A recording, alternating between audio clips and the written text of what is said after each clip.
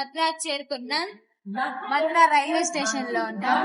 ఆగ్రా నుంచి మధురా జంక్షన్ కి 52 కిలోమీటర్స్ రైలు అయితే మనకు బస్సులో అయితే మనకు 70-80 పడుతుంది. సో మీకు బస్సు కావాలంటే బస్సు, ట్రైన్ కావాలంటే ట్రైన్ నుంచి మధురా అదే కృష్ణుడి గుడి ఉంది కదా, సేమ్ అంతే కిలోమీటర్స్ 3 కిలోమీటర్లు బస్. మధురా శ్రీకృష్ణ జన్మభూమి ఉంది కదా, ఈ రైల్వే స్టేషన్ నుంచి అక్కడికి 3 కిలోమీటర్లే. అదే బస్ స్టాండ్ నుంచి కూడా మనకు 3 కిలోమీటర్లే. అక్కడి నుంచి ఆటోలో పోలే, ఇక్కడ నుంచి కూడా ఆటోలో అక్కడికి వెళ్ళాక చూపిస్తాను.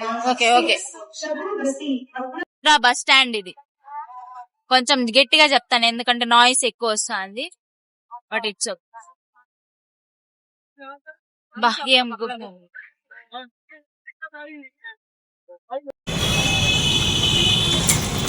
మనం మథురాలోని శ్రీకృష్ణ జన్మభూమి గుడి ముందురుగానే ఉన్నాము. అంటే గుడి ఆపోజిట్ లోనే మనమైతే లాడ్జ్ తీసుకున్నాం. ఈ లాడ్జ్ రూమ్ అనేది మనకు నైట్ కి మాత్రం 600 పడింది. ఇక్కడంతా 24 hours వరకు ఉండదంట, 600 మాత్రమే. మనకి ఇంకా కాస్ట్ పెట్టుకొని మనం ఉండొచ్చు, బట్ మనకి నైట్ వరకు సరిపోయింది. మీకు రూమ్ అయితే చూపించేస్తాను. సో ఇదన్నమాట రూమ్ మనకు. అదైతే వాష్రూమ్. మేమైతే చెక్అవుట్ చేసి గుడికైతే వెళ్ళిపోతున్నాం. రావాలి అనుకుంటే మనకి గుడికి ఆపోజిట్ లోనే గేట్ అయితే ఉంటుంది. ముందరే వచ్చి ఎంక్వైరీ చేయగానే మనకి దొరుకుతుంది అనమాట. ఒకసారి ఎంక్వైరీ చేయాలి.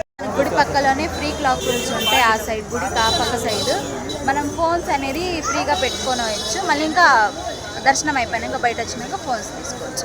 లోపలికైతే ఫోన్ అలవాటు. ఇప్పుడు గుడికి పోయేసి దర్శనం చేసుకొని ఇప్పుడైతే తినడానికి అయితే వచ్చేసిన మన ఆంధ్ర స్టైల్లో ఇక్కడ కొన్ని హోటల్స్ ఉన్నాయి, అవి చూసుకొని అయితే మనం తినచ్చు. ఇక్కడైతే మేము ఇడ్లీ తీసుకున్నాం. లోపల ఫోన్ అనేది అలో లేదు, స్మార్ట్ వాచెస్, బ్లూటూత్ ఇట్లాంటివి ఏం అలో లేదు. చూసుకొని వెళ్ళండి, లేదంటే వాళ్ళు తిడతారు హిందీలో, మనకు అర్థం కాదు. ఫోన్ అయితే అలో లేదు. పక్కలోనే మనకు ఫ్రీ ఉంటుంది. ఇప్పుడైతే మథురాలోని శ్రీకృష్ణ జన్మభూమి నుంచి ఇప్పుడైతే మేము గోవర్ధనగిరికి వెళ్తున్నాం. మథురా శ్రీకృష్ణ జన్మభూమి దగ్గర నుంచి గోవర్ధనగిరికి అయితే మనకి 22 కిలోమీటర్లు అయితే వస్తుంది. ఆటోలో అయితే మనకు సపరేట్ గా మాట్లాడుకుంటే 300 నుంచి 500 తీసుకుంటారు. అదే అక్కడ శ్రీకృష్ణ జన్మభూమి దగ్గర నుంచి బస్ స్టాండ్కి అయితే 10 రూపీస్ ఇచ్చేస్తే ఆటోలో దింపేస్తారు. ఇక్కడ నుంచి మనం బస్సులో వెళ్ళొచ్చు. 30 రూపాయలు ఒక్కొక్కరి ఛార్జ్. మనకు తక్కువ బడ్జెట్లోనే చూపిస్తున్నాను. ఫుల్ టూర్ మొత్తం చూడండి, మీకే అర్థమవుతుంది. మనకైతే 30 రూపీస్ పడింది ఒక టికెట్ పర్ పర్సన్. ఇప్పుడైతే మనం గోవర్ధనగిరి టెంపుల్కి అయితే లోపలికి వెళ్ళాక చూపిస్తాం. ఇక్కడైతే మన హోటల్స్ కూడా ఉన్నాయి. మీరు ఫుడ్ ఏం తినకపోతే ఇక్కడ హోటల్స్ కూడా వచ్చి తినవచ్చు. బట్ ఇక్కడ అంతా ఏం బాగుండదని నాకు అర్థమైంది. బస్ స్టాండ్ నుంచి మనకు 200 మీటర్ల దూరంలో అయితే ఈ ఆర్చ్ ఉంటుంది.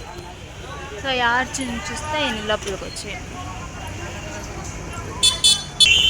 చూడండి, అందరూ నడుచుకొని వెళ్తున్నారు. మనకి బస్ స్టాండ్ నుంచి అయితే కొంచెం దగ్గరే. అండ్ మన బడ్జెట్లో అయితే వచ్చేసినాం గోవర్ధనగిరికి అయితే. ఇక్కడ నుంచి బర్సానాకి కూడా 20-22 కిలోమీటర్స్ అయితే ఉంటుంది. వెళ్ళాలి అనుకుంటే బస్సులోనే వెళ్ళొచ్చు, అట్లేదంటే ఆటో కూడా ఉంది మనకు. ఆటోలో అయితే ఎక్కువ పడుతుంది, బస్సులో అయితే మనకు తక్కువ పడుతుంది. సో బర్సానా వెళ్దామా లేదనేది మళ్ళీ చెప్తా. మనకి రోడ్డు పొడుగునే షాపింగ్ మాల్స్ ఉన్నాయి. ఏమన్నా కావాలనుకుంటే షాప్స్ తీసుకోవచ్చు ఈ షాప్స్లో. ఇక్కడ నుంచి స్ట్రైట్గా వస్తే మనకి లెఫ్ట్ సైడ్ లో గేట్ నెంబర్ 2 దగ్గర అయితే కనిపిస్తుంది అనమాట టెంపుల్. కనిపిస్తుంది. సో ఇదే అనమాట మన టెంపుల్, గోవర్ధనగిరి టెంపుల్. మనకి ఆంజనేయ స్వామి, రాధాకృష్ణ కనిపిస్తున్నారు. ఎంత బాగున్నారు. దర్శనం చేసుకోండి మీరు కూడా, మీ కోరికలు కూడా నెరవేరాలని కోరుకుంటున్నాను.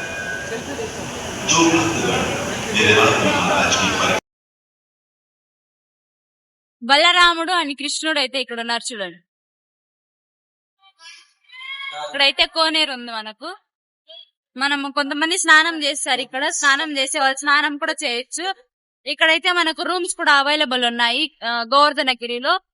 గోవర్ధనగిరి కూడా వచ్చి స్టే చేసి ఇక్కడ అయితే స్నానాలు చేసుకొని టెంపుల్ కి అయితే వెళ్తారు. కోనేరు మా మమ్మీ మా డాడీ అయితే ఇంకా పుష్కర నీళ్లు చల్లుకోవడానికి వెళ్తున్నారు. మేము ఆల్రెడీ మథురాలో శ్రీకృష్ణ జన్మభూమి దగ్గర స్నానం చేసుకుని వచ్చినాం కదా రూమ్ దగ్గర. సో ఇక్కడ వచ్చినాక మనం నీళ్ళు అయితే చల్లేసుకున్నాం. ఇదండి మాకి పుష్కరిని పక్కలోనే శివుడు అయితే ఉన్నాడు. శివలింగం కనిపిస్తుంది కదా. మనం ఇక్కడ స్నానం చేసుకుని వచ్చి పూజ చేసే వాళ్ళు పూజ చేస్తారు. ఏమన్నా కోరికలు ఉంటే వచ్చి పూజ చేసుకోవచ్చు అన్నమాట. ఇక్కడ మనకి ఇక్కడైతే పుష్కరిణి సో మనకి అక్కడ నుంచి అదైతే gents though normal gents the. ఇదైతే మహిళా ఘాట్ అంటే మహిళలు వచ్చి స్నానం చేసుకుంటారు అనమాట. ఇక్కడ మన లేడీస్ కి అయితే స్నానం గది. అండ్ ఇక్కడైతే మళ్ళీ చిన్న లింగం ఉంది, అక్కడ ఇక్కడ ఉంది. అండ్ ఇక్కడైతే మహిళలు స్నానం.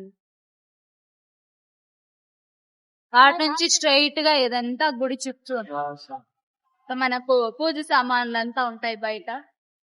పూజ సామాన్లు కనుక తీసుకోవచ్చు. అదే మెయిన్.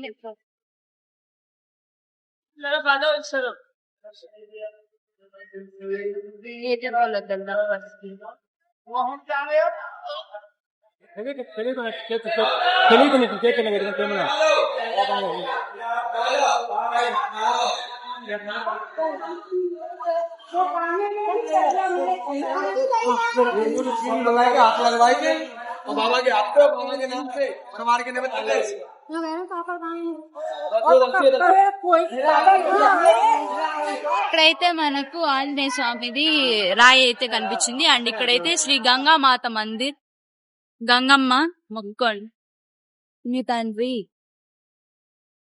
ఇక్కడ దీపారాధన చేసే వాళ్ళు కూడా దీపారాధన చేసుకుంటున్నారు. మనం దీపం కూడా పెట్టొచ్చు అన్నమాట. ఇక్కడ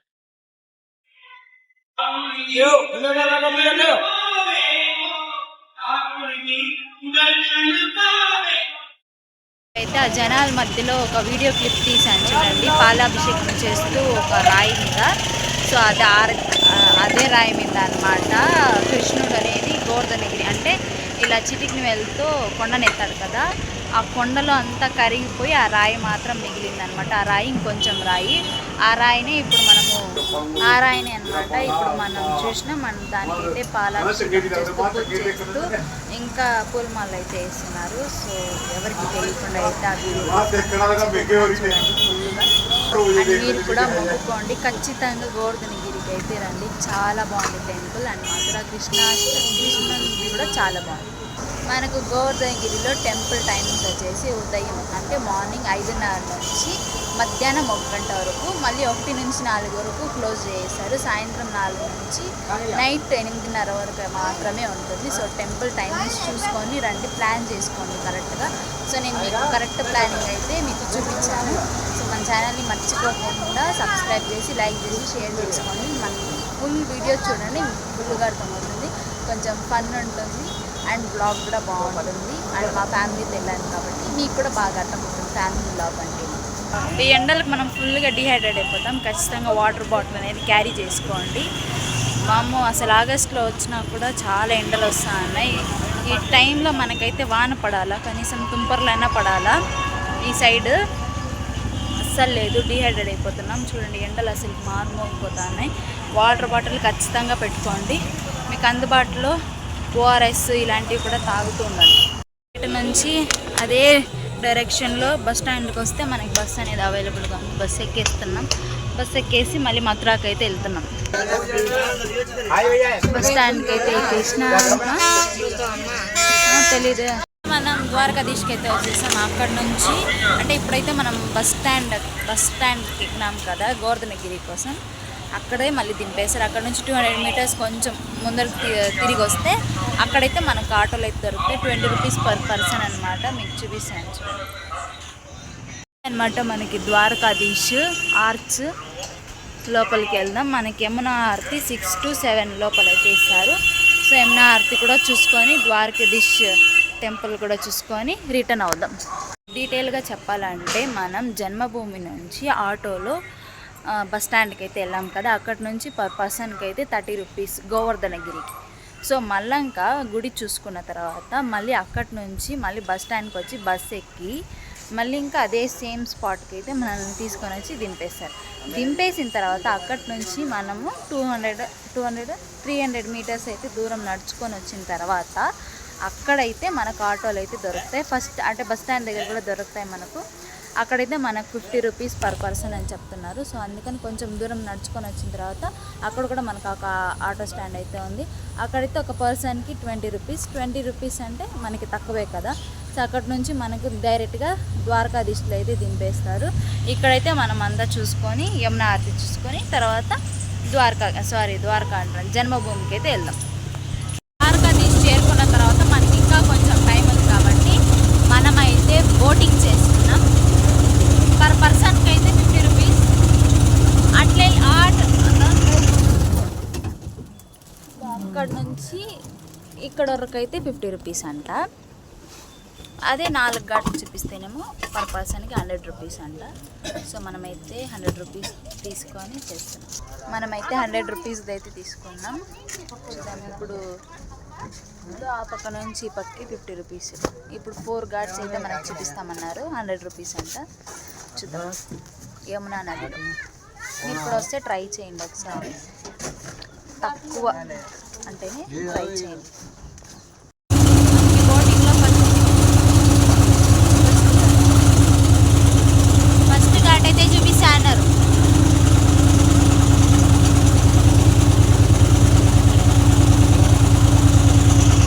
అది వచ్చేసి విశ్రామ్ ఘాట్ అంట.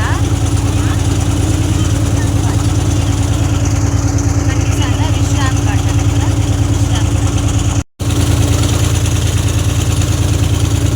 యమునా నదిలో మంచి వ్యూ పాయింట్స్.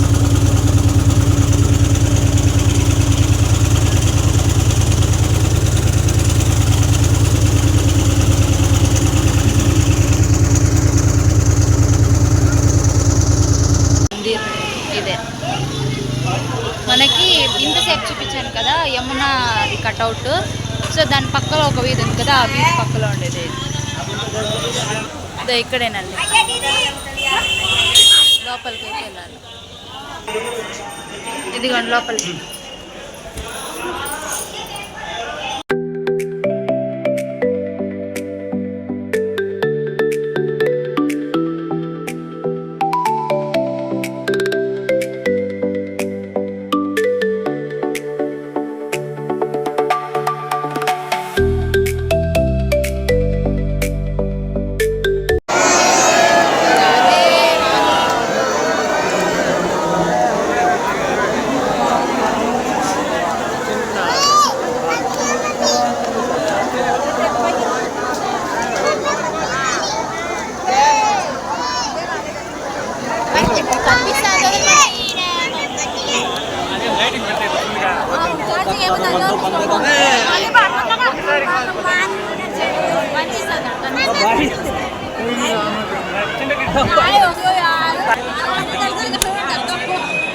ఇప్పుడైతే గుడి దగ్గర నుంచి మళ్ళీ యమునా నది వైపు అయితే వచ్చినాం.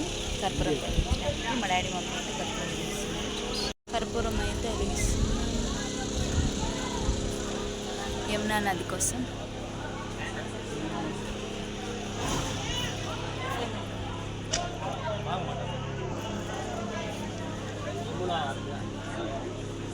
మన కోచ్ చూడండి ఎంత బాగా తింటుందో. లో అయితే బృందావనానికి ఎలా వెళ్ళాలి అనేది ఫుల్ అనేది పార్ట్ 2 లో చెప్తాను. ఎందుకంటే పార్ట్ 1 ఆల్రెడీ ఫుల్ అయిపోయింది, అంటే 10 minutes పైన అయిపోతా ఉంది. సో అందుకని పార్ట్ 2 అయితే పెట్టాను. పార్ట్ 2 కూడా ఎక్కువ అయిపోతే పార్ట్ 3 అనేది కూడా పెడతాను. సో మీకు ఫుల్ డీటెయిల్స్ కొంచెం కూడా డౌట్ రాకుండా ఫుల్ డీటెయిల్స్ అయితే పెట్టాను, చూడండి.